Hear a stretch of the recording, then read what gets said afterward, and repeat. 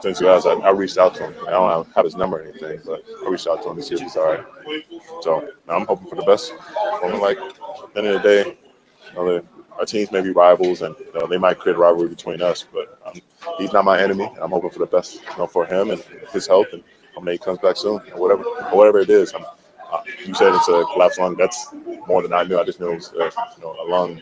Take a listen to what Myles Garrett said after the game that means even more as to why Shedeur Sanders should start. I'm giving y'all everything. Go ahead. I'm just like, wow, there's not many guys in the league that can make that throw. So that was a hell of a throw. I hope he can continue to grow and develop for making plays like that, and he'll take it from there. Shedeur Sanders has to be the starter for the Cleveland Browns moving forward, and it is not because of what Emmanuel Acho thinks. It is because of how Myles Garrett reacted. Forget me. Take a look at this image right here. This tells you everything you need to know. Everything you need to know.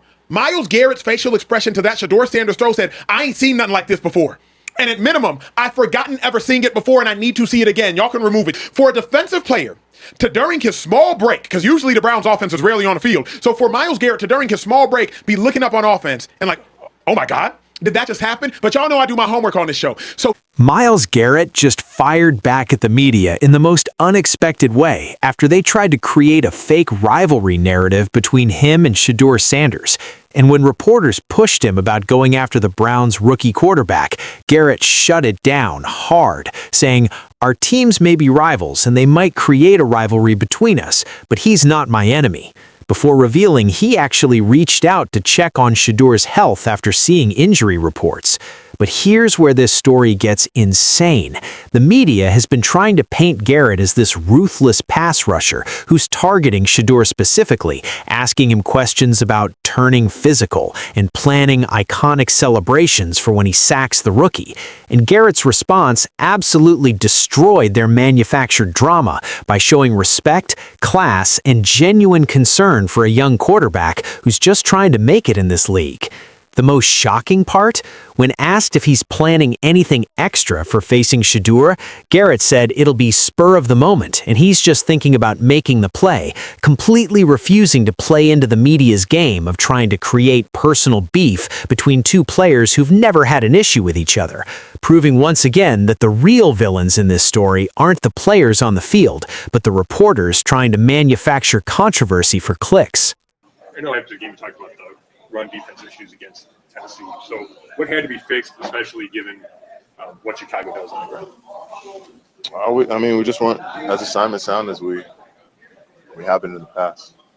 I think guys were looking to make plays and kind of getting out of gaps, and we got to be true to our defense and what the scheme and rules of our defense are. So we got to earn those opportunities to make them pass. Can you kind of take us through that play from your perspective and just what you thought of his performance? He put it up, and I'm just like, oh God, who was that even going to? I wasn't even looking down there to see IB, and then I'm just looking. I'm like, oh God, please. And he drops it in the bucket, and he reaches it out. I'm like, please, just don't fumble into the end zone. So he reaches out, but he just keeps possession, and I'm just like, wow, there's not many guys in the league that can make that throw. So that was a hell of a throw. I hope he can continue to grow and develop for making plays like that, and he'll take it from there. Look, y'all need to understand what just happened in this Myles Garrett press conference, because on the surface, it looks like a routine defensive player talking about an upcoming game. But if you actually listen to what Garrett is saying, and more importantly, what he's not saying, this is him absolutely dismantling a false narrative that the media has been trying to build around him and Shedeur Sanders. Let me set the scene for you. Myles Garrett is one of the most dominant defensive players in the NFL. The man is a monster off the edge. He's chasing records, he's chasing legacy, he's chasing greatness. And the Browns are about to face a team with a rookie quarterback who's been making headlines, Shedeur Sanders. Now, if you're a reporter looking for a story, what's the easy angle? Elite pass rusher versus Coach Prime's son. Myles Garrett looking to make a statement against the rookie. Is Shedeur ready for the physicality Myles Garrett brings? That's the narrative the media wants. That's the controversy they're trying to manufacture. And in this press conference, they tried everything to get Myles Garrett to play along with it. But Garrett? He wasn't having any of it. A reporter literally asks Myles Garrett, Have you thought about anything extra beyond celebration that you have or when you get it to be an iconic play? Let me translate what that reporter is really asking. Hey, Myles, are you planning some big celebration for when you destroy this rookie quarterback? Are you going to do something that goes viral? Are you treating this game differently because it's Shedeur Sanders? Last week you talked about what the record-setting sack might look like. Have you thought about if there's anything extra beyond your celebration that you have planned if you get it or when you get it? Knowing that that's going to be an iconic play that's going to be played all the time. That'd be spur of the moment. And I'm thinking about making the play. And whatever happens after the play, it's just a cherry on top. 25 is your number, but when you see 20 next to your name now, does that boost you a little bit? Boost me? I don't even think about it. How do we get the next one? It's all. And Garrett's response is perfect. He says, "That'll be spur of the moment. Now I'm thinking about making the play, and whatever happens after the play is just a cherry on top." Boom! Garrett just shut down the entire narrative in one sentence. He's not treating Shedeur any differently than any other quarterback. He's not planning some elaborate celebration. He's not viewing this as some personal vendetta. He's just doing his job, which is getting to the quarterback, whoever that quarterback happens to be. But the media didn't stop there. They kept pushing. They kept trying to bait him into creating drama.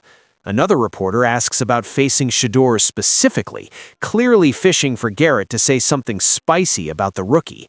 And Garrett just shuts it down again, talking about how the Bears have a great rushing game, how they use play action, how Caleb Williams is elusive in the pocket.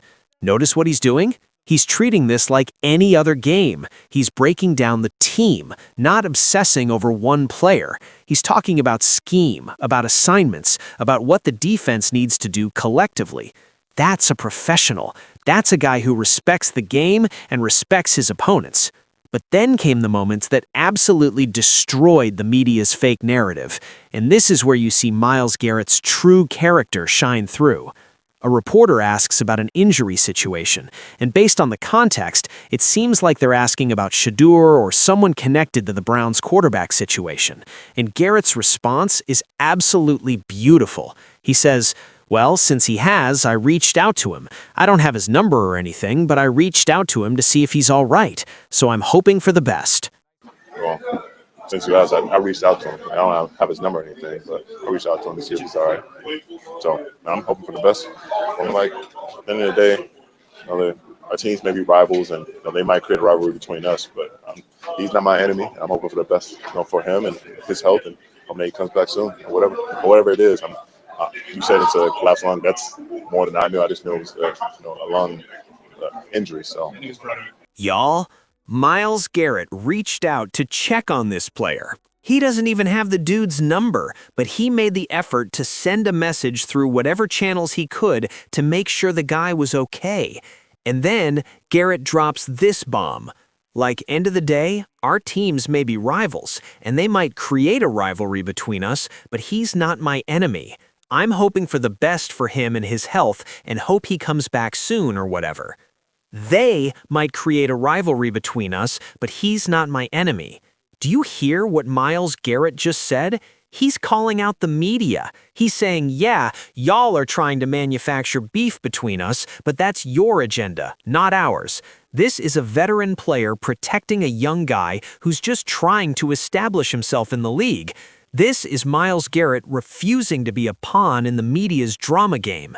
He continued, "Whatever it is, you said it's a collapsed lung. That's more than I knew. I just knew it was a lung injury. So I believe it at least. Well, I'm praying for the best for the family."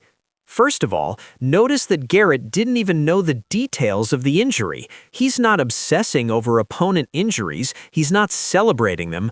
When the reporter gives him more information, his response is immediate compassion. He's praying for the family. That's class. That's humanity. That's a reminder that these are real people, not just chess pieces on a field for our entertainment.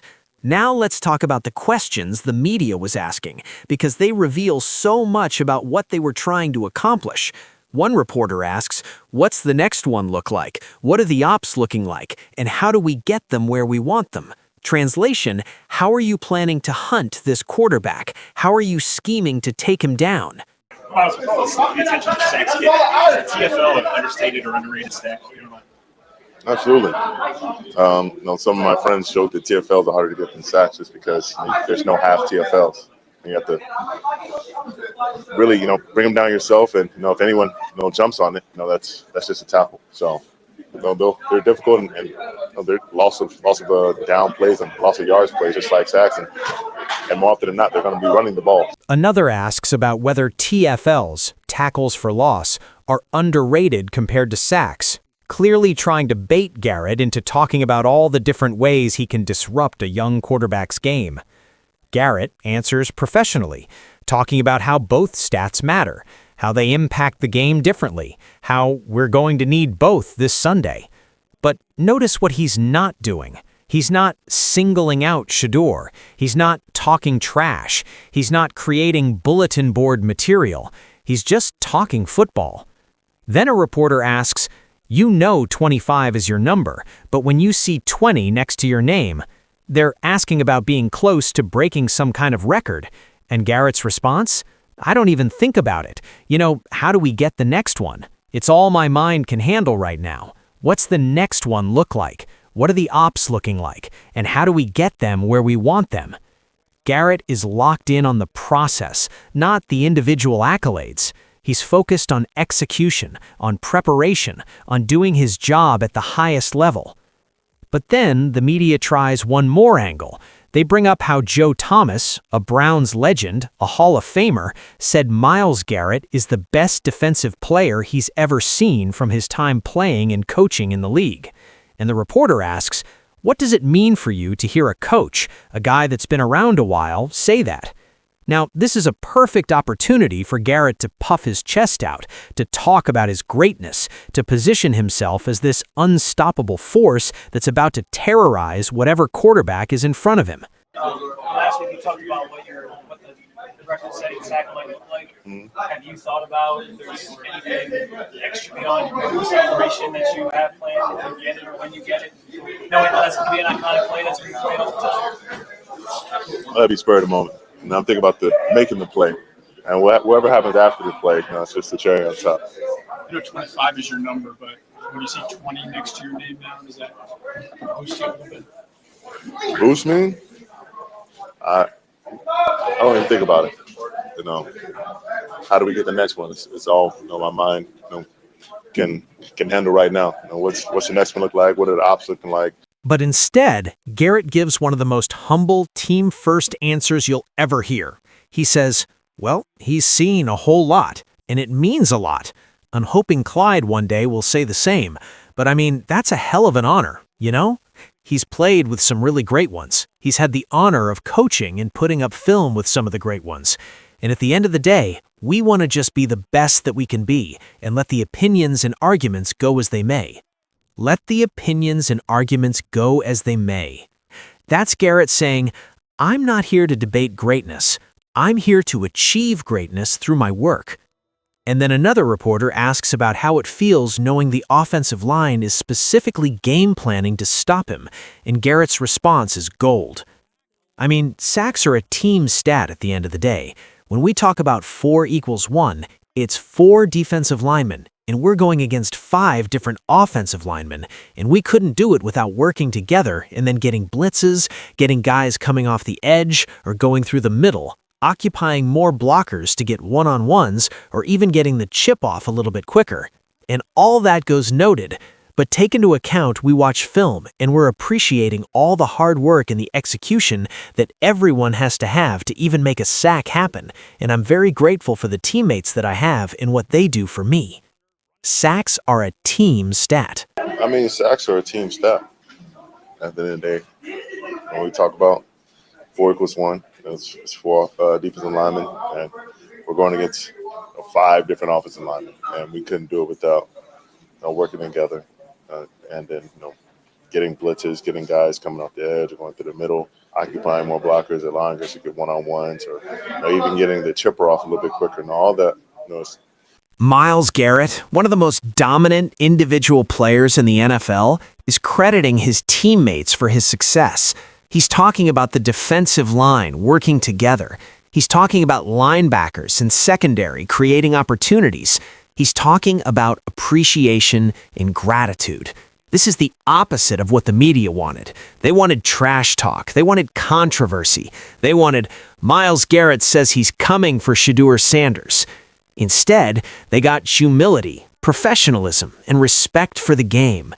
Now let's circle back to what this all means for Shedeur Sanders, because that's what we're really here to talk about. The media tried to paint this matchup as some kind of personal battle, elite veteran pass rusher versus flashy rookie quarterback, the destroyer versus Coach Prime's son, violence versus finesse. But Myles Garrett completely refused to play that game. And in doing so, he actually gave Shedeur the ultimate sign of respect by treating this like any other game, by focusing on scheme and preparation rather than individual matchups, by literally reaching out to check on a player's health. Garrett is showing that he views Shedeur as a legitimate NFL quarterback who deserves to be treated with the same professionalism as any other opponent. That's actually huge for Shedeur, because the worst thing that could happen to a young quarterback is being dismissed, being treated like you don't belong, being viewed as a gimmick or a storyline rather than a real player. Garrett's approach sends a clear message. Shedeur Sanders is a real NFL quarterback who needs to be game planned for, respected, and taken seriously. And when Garrett said, they might create a rivalry between us, but he's not my enemy, he was protecting Shedeur from the media circus that follows him everywhere because of who his father is. Well, since you asked, I reached out to him. I don't have his number or anything, but I reached out to him to see if he's all right. So now I'm hoping for the best. Like, at the end of the day, our teams may be rivals, and they might create a rivalry between us, but he's not my enemy. I'm hoping for the best, for him and his health, and hoping that he comes back soon, or whatever it is. You said it's a collapsed lung. That's more than I knew. I just knew it was a lung. Think about it. Shedeur has dealt with constant scrutiny, constant criticism, constant questions about whether he's only in the league because of Coach Prime, and here comes one of the NFL's best defensive players saying, "Nah, we're not doing that. This kid is just trying to play football, and I respect that." Look, there's a reason why the media keeps trying to create these fake rivalries and manufactured beef. It drives clicks, it creates headlines, it generates engagement. But what Myles Garrett just did in this press conference is remind everyone that the players aren't the problem. The guys on the field have mutual respect for each other. They understand how hard this game is. They understand the sacrifices everyone makes to get to this level. It's the media that wants to turn everything into a soap opera. It's the reporters who keep asking leading questions, trying to bait players into saying something controversial. And Myles Garrett just exposed that entire game by refusing to participate. When they asked about iconic celebrations, he said it's about making the play first. When they tried to get him to focus on individual stats, he credited his teammates. When they tried to create personal drama, he showed genuine concern for an opponent's health. That's not just good sportsmanship, that's leadership. That's showing younger players like Shedeur Sanders how to navigate this league with class and professionalism. So, here's my question for you. Does Myles Garrett refusing to create fake beef with Shedeur Sanders prove that the media is the real problem in sports drama? Is Garrett's approach, focusing on team success and showing respect for opponents, what the NFL should be about? And does his comment about, they might create a rivalry between us, but he's not my enemy, expose how reporters manufacture controversy for clicks? Drop your thoughts in the comments, because Myles Garrett just gave a masterclass in how to handle the media while protecting young players like Shedeur. If you respect Garrett for shutting down fake narratives and showing class, smash that subscribe button. This is what real leadership looks like. Not trash talk, not controversy, but mutual respect between competitors who understand how hard this game really is.